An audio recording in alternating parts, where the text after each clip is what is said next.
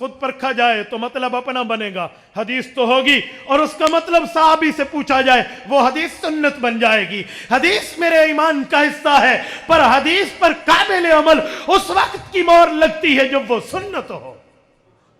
سنت وہ راستہ ہے جس پہ حضور نے صحابی کو چلایا ہے۔ آپ اور ہم کلمہ پڑھتے ہیں، لا الہ الا اللہ محمد الرسول اللہ۔ حضور پاک جب کلمہ پڑھتے تھے تو یوں پڑھتے، لا الہ الا اللہ انی رسول اللہ۔ اب کوئی کہے میں نے تو حدیث دیکھی ہے، میں تو مطلب وہی کلمہ پڑھوں گا جو حضور نے پڑھا ہے، انی رسول اللہ والا، بتاؤ اس کا اسلام رہے گا؟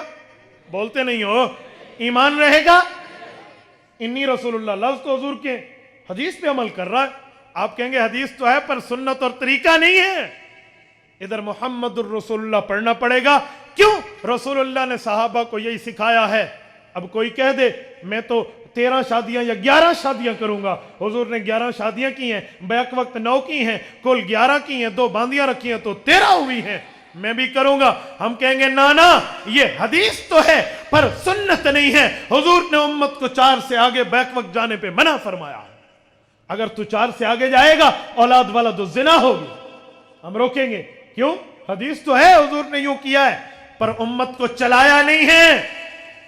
تو پتا چلا جو صرف رسول اللہ کے لفظ بتائے، صحابی کا مطلب چھوڑے، وہ قابل اعتماد نہیں۔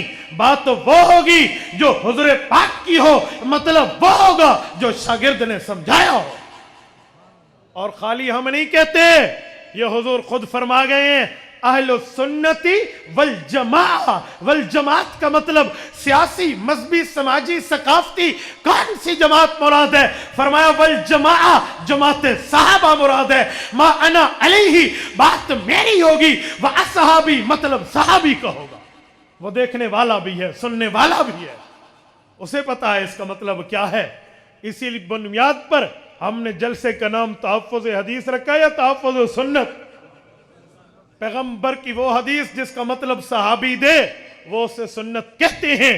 پیغمبر کی وہ حدیث جس کے اوپر پیغمبر صحابہ کو چلا دے اسے سنت کہتے ہیں۔ جب سنت کی حفاظت ہوگی حدیث کی حفاظت آٹومیٹکلی اس میں آ جائے گی، کیونکہ سنت بڑی چیز ہے، حدیث چھوٹی چیز ہے۔ 1000 روپے کے نوٹ میں 100 روپے کا نوٹ خود بخود آ جاتا ہے۔ جب بڑی چیز کی حفاظت ہوگی چھوٹی چیز کی حفاظت اس سے بڑھ کے ہوگی۔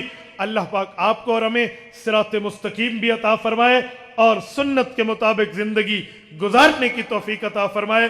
اقول قولی ھذا واستغفر اللہ وآخر دعوانا ان الحمد للہ رب العالمین۔ لا الہ الا اللہ، لا الہ الا اللہ، لا الہ الا اللہ، ما لنا رب سواه۔ لا إله إلا الله، لا